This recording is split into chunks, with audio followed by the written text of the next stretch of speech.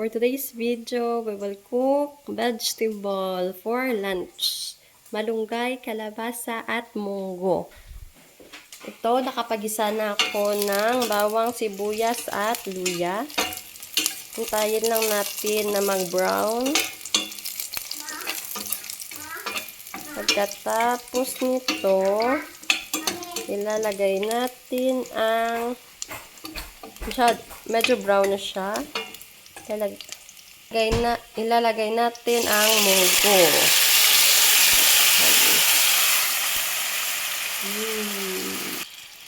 Haluin lang natin ang munggo. Pakuluan ng konti bago ilagay ang kalabasa.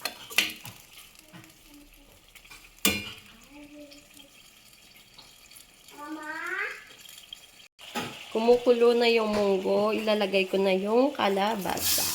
Ako anak, nakausap. Ihahalo ko lang muna.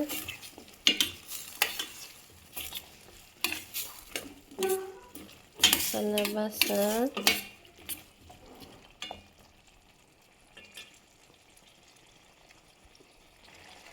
Lagyan natin ng magic sarap.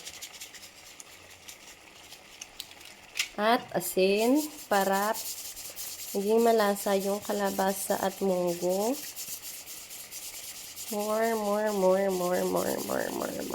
More. Yung pagtimpla pala is nakabase lang yung sa estimation. I just estimate po sa pagtimpla. Pagkatapos niyan, after few minutes, we will put water. Ito, nilagyan ko na ng tubig.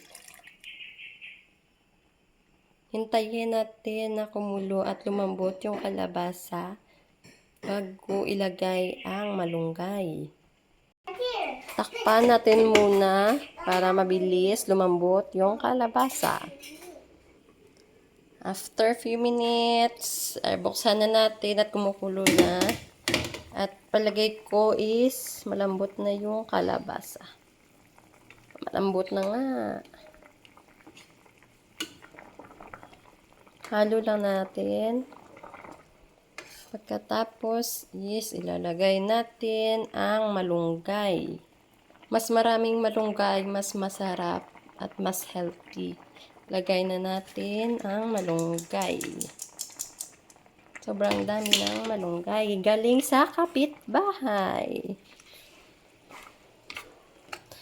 Marami kasi ditong tanim na malunggay. Kaya kahit saan pwede ka lang kumuha. Malapit nang maluto. Hintayin lang natin na maluto yung malunggay. Tapos wala na, luto na.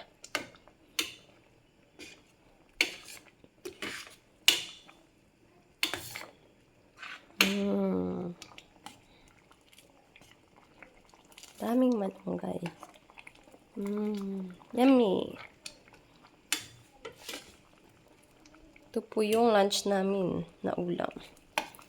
Yung partner po nito is tortang talong at paksiw na isda.